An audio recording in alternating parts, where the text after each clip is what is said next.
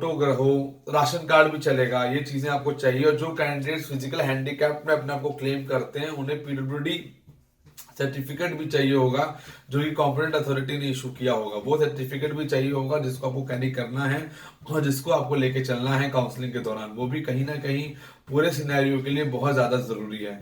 एक बात और, अब बहुत सारी वीडियोस आ रही हैं, बहुत सारी चीजें आ रही हैं, आप सीख भी रहे हैं, समझ भी रहे हैं, लेकिन उनको प्रैक्टिकली समझना बहुत जरूरी है। एक बात बता देना, उसको प्रॉपरली इंप्लीमेंट करवाने में बहुत अंतर होता है। लोग बता तो देते हैं यूट्यूब पे, मैंने बहुत सारी वीडियोस देखी हैं, बहुत एड्स भी देखे हैं, लेकिन तो वो प्रैक्टिकली चीजें पॉसिबल कैसे हैं। अगर मैं बात करूं, इस साल जो कॉलेजेस हैं, लगभग मान के चलिए 25 या 26 कॉलेजेस प्राइवेट के नए कॉलेजेस हैं जिनकी सीट इस बार ऐड ऑन होगी। लास्ट ईयर से लगभग टोटल मान के चले तो इस बार 7 से 8 हजार से लगभग 8 हजार सीटें नई ऐड ऑन होंगी। एंड मेन बात, गवर्नमेंट ने 10% रिजर्वेशन ईडब्ल्यूएस कोटा जो है, इकोनॉमिकल वीकर सेक्शन का जो कोटा है, वो अप्लाई कर दिया है यूजी में भी, जैसे कि उनकी डिटेलेशंस भी ऑलरेडी अवेलेबल हैं। 10% इकोनॉमिकल सेक्शन ऐड हुआ है जो कि बहुत बड़ा रोल अदा करेगा पूरी काउंसलिंग में। इसका मतलब है, मान के चलिए कि वो सीटें अलग से ऐड ऑन होंगी, लेकिन उसके लिए आपको सर्टिफिकेट होने चाहिए, जो कि गवर्नमेंट ने जो कंडीशंस बताई थी कि क्या क्या चीजें आपको अप्लाई करनी है, वो आपको होनी चाहिए। 8 लाख से नीचे आपकी इनकम होनी चाहिए, 100 गज से नीचे का आपका घर होना चाहिए, वो डिटेलेशन है प्रॉपर, वो डिटेल्स होनी चाहिए। और आपको तहसीलदार या एसडीएम लेवल के जो लोग हैं वो उसको रेडी करवाएंगे, तो वो आपको कहीं ना कहीं बहुत यूजफुल फैक्टर रहेगा पूरी चीजों में, जो कि आपको हेल्प करेगा।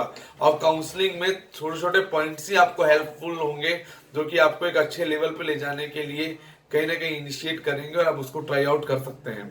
एक बात और है, एनटीए का एडमिट कार्ड आप करें तो उसकी 2 या 3 कॉपी आप जरूर लेके रखें, क्योंकि वो जरूरी है।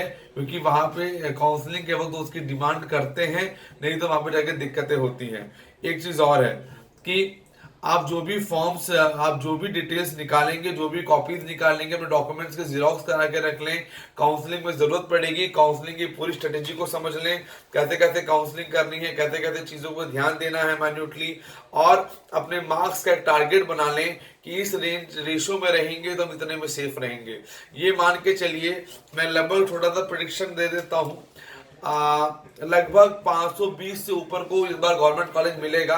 15 लाख बच्चे भले ही अपेयर हो रहे हैं, इससे ज्यादा फर्क पड़ेगा नहीं, क्योंकि सीट्स भी उतनी ही रेशो में बढ़ेंगी, तो कैलकुलेशन बराबर रहेगा। एलिजिबल कैंडिडेट लगभग 8 साढ़े 8 लाख तक इस बार होने की प्रोबेबिलिटी रहेगी। अगर आप कैलकुलेशन देखेंगे सीट्स के रेशो में तो ज्यादा अंतर आएगा नहीं, लेकिन डे 1 से हमें इस बात कैलकुलेट करके चलना पड़ेगा कि how we can move and how we can do.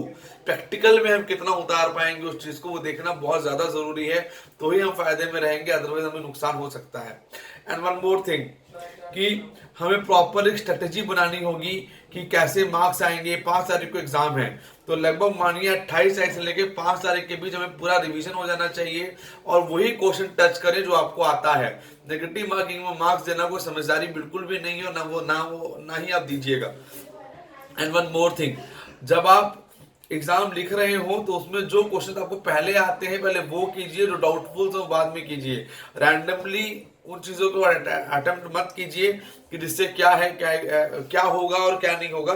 जितना आपको आता है उतना करेंगे तो स्कोर होगा, और पहले ही मार्क्स का डिवीजन कर लीजिए। फिजिक्स में इतने कर रहे हैं, केमिस्ट्री में इतने, बायो में इतने, एक रेडियस बन जाता है। जो सब्जेक्ट आपका बेटर ऑप्शन है उसको पहले लेके चलिए, जो कि पूरा कंप्लीटली आपको कवर करके चलेगा, और कहीं ना कहीं ये आपको प्रॉपर फायदा देगा काउंसलिंग के लिए।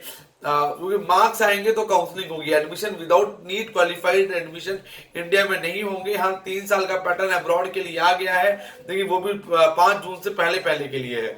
तो वो एक क्राइटेरिया है जिसको आप अब्रॉड जिनको जाना है वो उसको देख सकते हैं, और 3 साल के लिए नीट एलिजिबिलिटी जो मार्क्स है वो अब मतलब एलिजिबल रहेंगे अब्रॉड में जाने के लिए। लेकिन इंडिया में अगर आपको लेना है तो आपको नीट क्वालिफाई होना बहुत जरूरी है। बहुत सारे काउंसलिंग सेक्टर्स ऐसे हैं, बहुत सारे स्टेट्स ऐसे हैं जिसको आपको एक्सप्लोर करना होगा। लगभग 17-18 फॉर्म्स भरे जाते हैं काउंसलिंग के। एक तो एमसीसी करता है जिसमें 3 फॉर्म्स होते हैं, डीम्ड के, ऑल इंडिया के और एमसीसी के, और डीयू के भी, और सेंट्रल यूनिवर्सिटी बीएचयू एमयू के हो गए।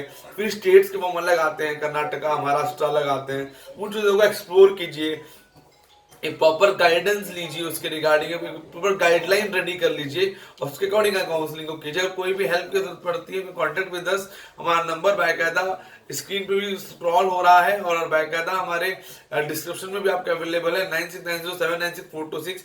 हम पीजी यूजी दोनों की गाइडेंस देते हैं। सबसे खास बात है यूजी करने से पहले हमें यह भी देखना चाहिए कि हमारा पीजी में एक्सपोजर क्या रहेगा, कहां से करेंगे तो फायदा होगा नहीं होगा, इन माइन्यूटली चीजों को देख के चलना है जिनसे बाद में लोगों को दिक्कत या परेशानी ना हो। बहुत सारे कैंडिडेट्स होते हैं कि हड़बड़ाहट में या किसी के बरगलाने में या किसी की नॉर्मल वीडियो देख लेने से आप डिसीजन ले लेते हैं और आगे चल के वो दिक्कत होती है। क्योंकि अगर आप यूजी करेंगे तो पीजी करना भी कंपलसरी है आपके लिए, क्योंकि विदाउट पीजी कोई खास वैल्यू नहीं रह जाती है एक अंडर ग्रेजुएट मेडिकल स्टूडेंट के लिए। तो पीजी करना ही बहुत जरूरी है, तो उसको भी देख के करना है। हम किस स्टेट से करें, कितना फायदा होगा, किन इंस्टीट्यूट से करें, हमें उसके क्या कॉन्सिक्वेंसेस देखने होंगे। जो पेरेंट्स एजुकेटेड हैं, जो पेरेंट्स सीख रहे हैं, जो बच्चे इन चीजों को जानना चाहते हैं, they have to calculate the complete concept, then they can do the thing. उसके हिसाब से चीजें करनी है। अगर आप किसी गाइडेंस लेते हैं तो लेनी चाहिए और ले सकते हैं, लेकिन आप सुने सबकी वीडियोस देखें, एनालाइज करें, लेकिन हमेशा जो प्योर जो डिसीजन आएगा वो खुद अपने आप से निकल के आता है। उसको कैलकुलेट करें, उसके बाद समझ में आएगा कि रियल थ्योरी है क्या। बेसिकली न्यूज आई, कोई भी आर्टिकल आया, उसको लिया, उसको डाल दिया, उसके बारे में बता दिया, तो वो तो इन्फॉर्मेशन आपको कहीं भी मिल जाएगी, नेट पे गो थ्रू करेंगे कहीं भी मिल जाएगी। क्या क्या कॉन्सिक्वेंसेस होंगे उसके, कैसे कैसे चीजें उसमें मूव आउट रहेंगी, वो देखना बहुत ज्यादा नेसेसरी है। उसको कैलकुलेट करना बहुत ज्यादा जरूरी है। हर कॉलेज कैसा है, इंफ्रास कैसे हैं, फैकल्टीज कैसी हैं, डीन्स कैसे हैं, अप्रूवल है नहीं है, ऑर्गेनाइजेशन है नहीं है, उन सबको कैसे करना है, कैसे नहीं करना है, उसको पूरे को कैलकुलेट करना है। उसके बाद ही हम एक सही डिसीजन लेंगे कि हम कैसे कॉलेज में जाएं, क्या करें क्या नहीं करें। नंबर लाना अलग चीज है और उसके अगेंस्ट में रिजल्ट लेना एक अलग चीज है। नंबर लाना भी जरूरी है और साथ में उसको कॉलेज में काउंसलिंग की तरफ कन्वर्ट करना वो भी एक बहुत जरूरी चीज है। इन चीजों को प्रॉपर कैलकुलेट करें, देखें, उसके तहत से आपका डिसीजन होगा, वो कहीं ना कहीं आपके लिए फायदेमंद होगा। सो अब मेरी वीडियो लगभग डेली आया करेंगी, मैं डेली आपको अपडेट करूंगा कोई ना कोई टॉपिक के रिगार्डिंग ईच एंड एवरीथिंग के। So you can follow me, bell icon को प्रेस कर सकते हैं, मुझे सब्सक्राइब कर सकते हैं। मेरा नंबर 9690796426 9675200801 है। So bye bye, take care and have a good day ahead.